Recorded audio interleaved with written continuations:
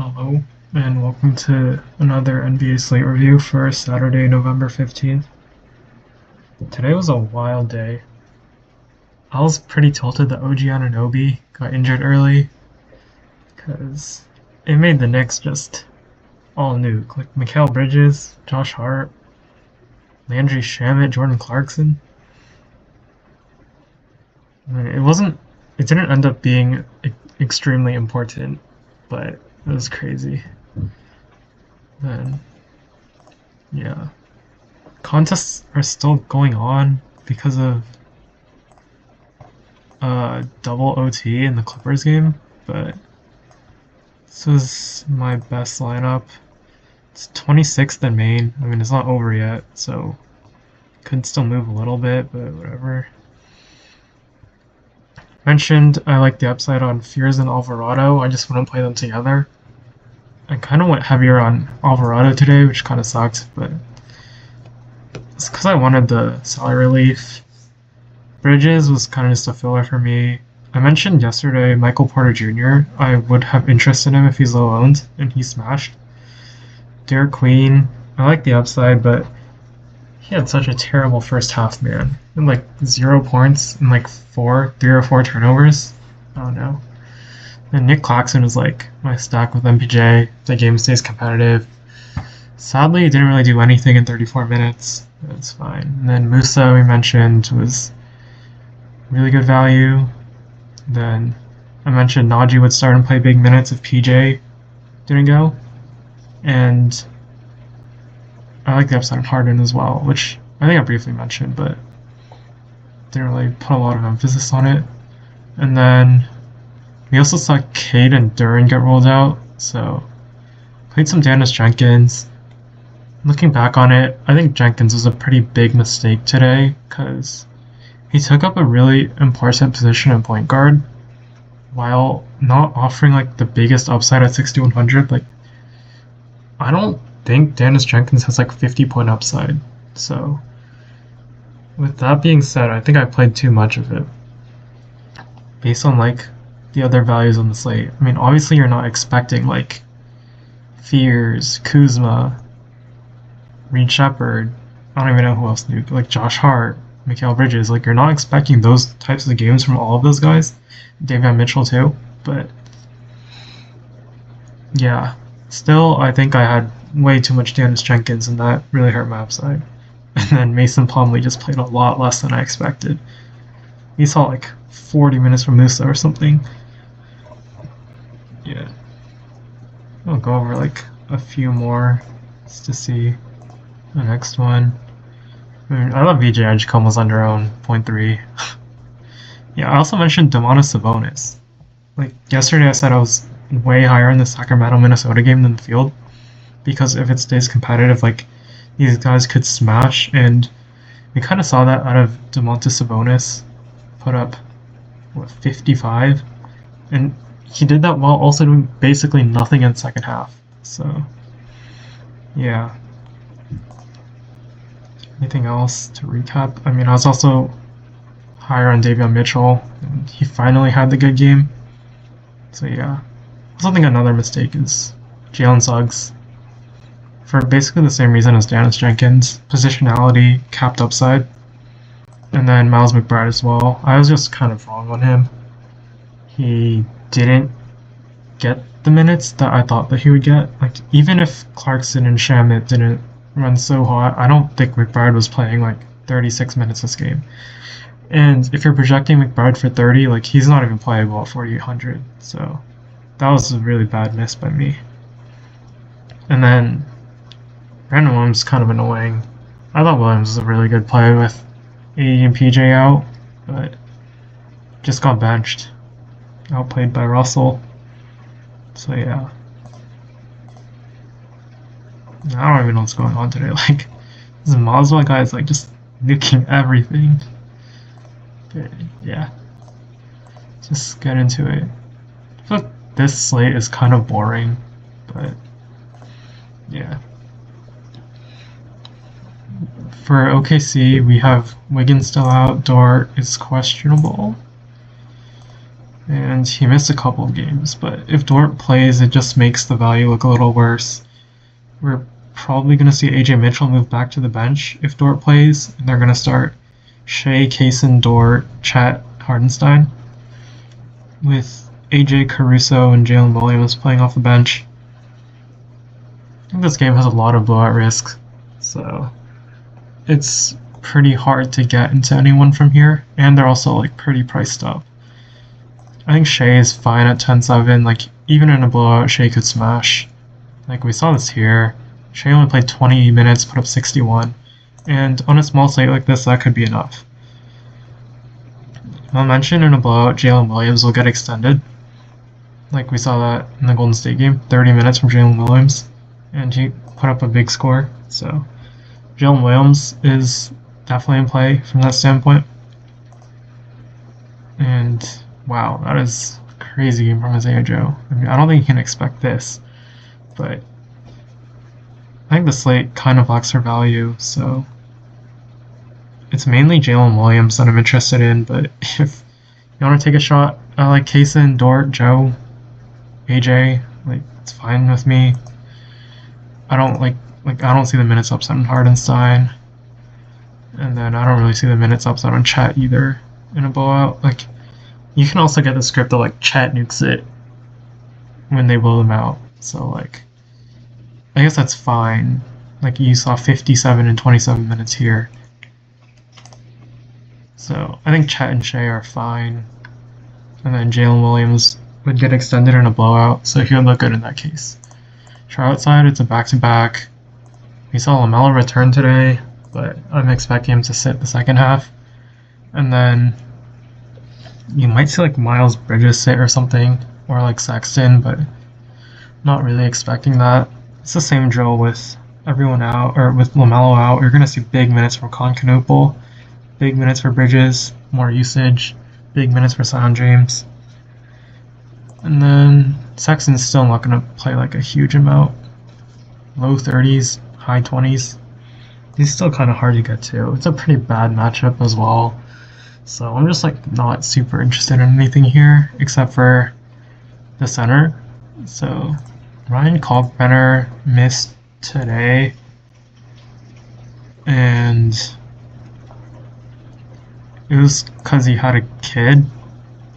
So I'm not really sure if he plays or not. I mean, if he does, he's fine. If he doesn't, Musa will start. Musa played huge minutes today.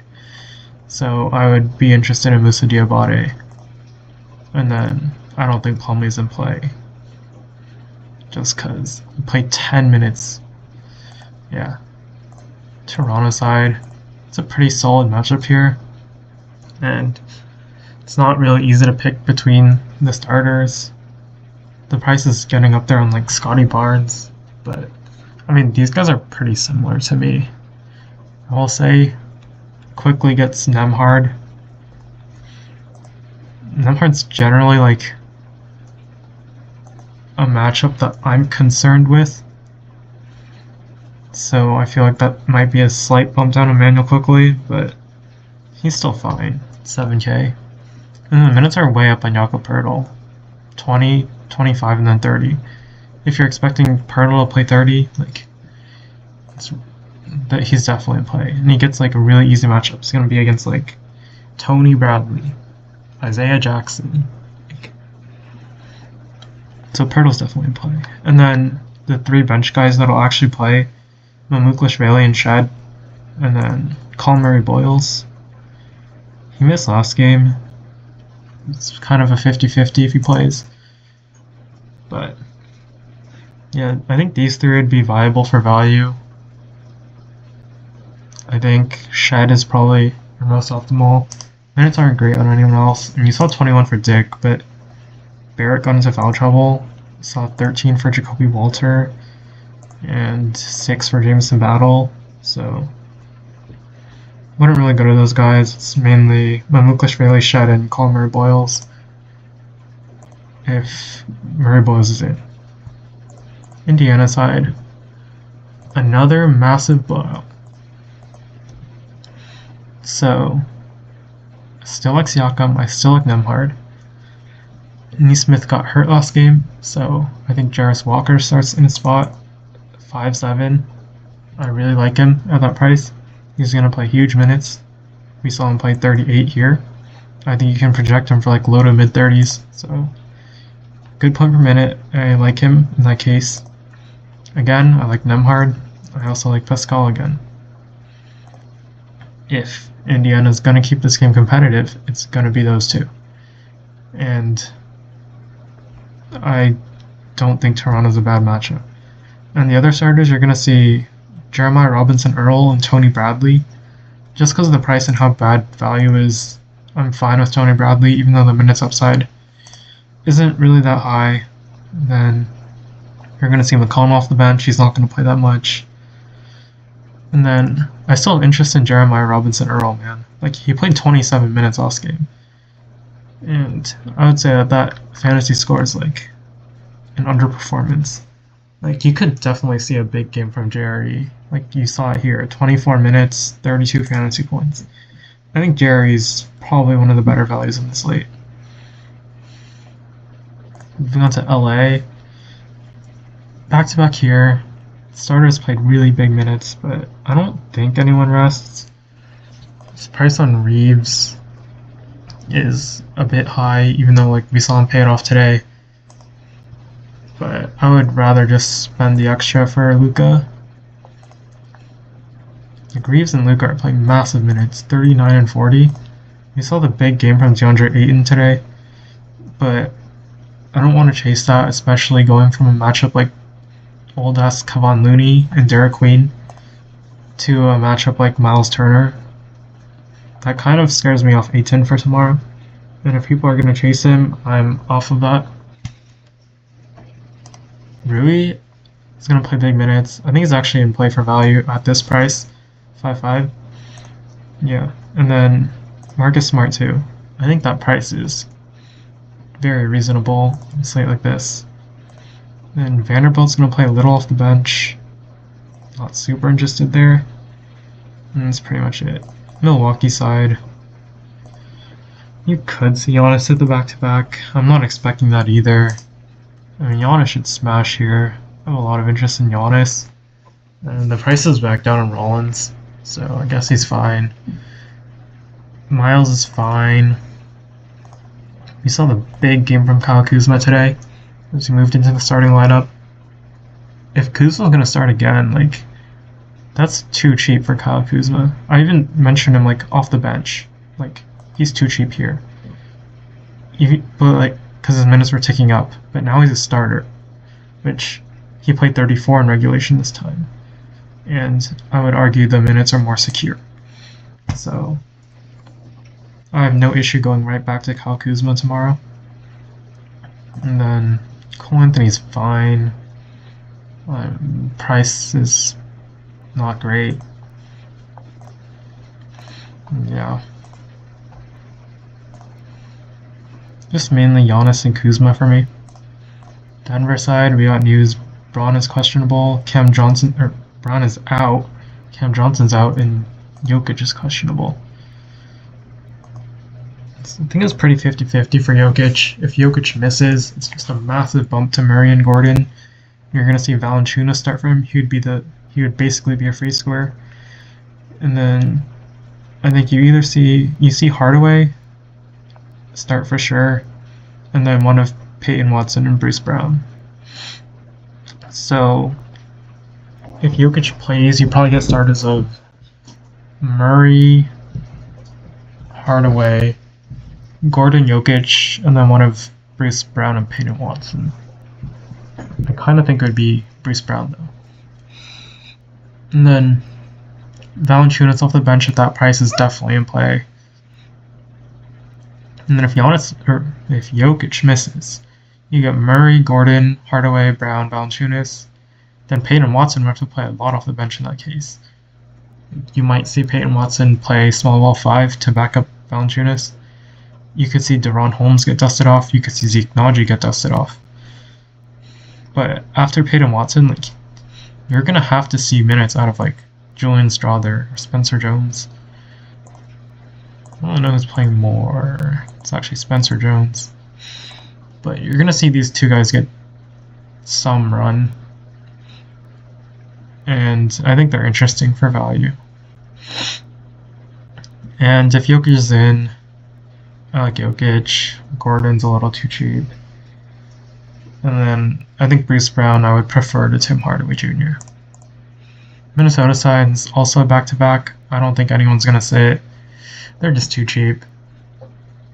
Ant I like. Randall I like. Gobert I like. I don't care that Gobert had a really bad game today. He's still fine. And then I'm not going to chase this Naz Reid game. And the minutes were better than 25, but it's like he's not going to have this huge game again. Well, he could, but it's not just because he had a huge one today doesn't mean he's going to have a huge one tomorrow. So if Naz Reid is going to be owned because of the game today, I'm more inclined to be underweight on Naz Reid. But yeah. And then Conley, not getting to. DiVincenzo had a big game today. Price is just hard to get to. Same with McDaniels, but they're both fine. So same thing as the last 4-game slate. The value is just really bad, and this time we don't even have a guy like Craig Porter Jr. that can bail you out as an easy value play to get to. So for me, I like all 4 of these guys up top. They all look pretty solid. And then I like Ant in the mid-range and Julius Randle. I think for value on this slate, it's not great, which is why I find Jalen Williams to be really interesting should Oklahoma City blow out Charlotte. And then also Jonas Valanciunas, regardless if Jokic plays or not. So good luck tomorrow. This slate is gonna come down to the value, which is kind of disgusting. Oh yeah, and one more thing, Jeremiah Robinson Earl. Yeah. Okay, bye. Good luck.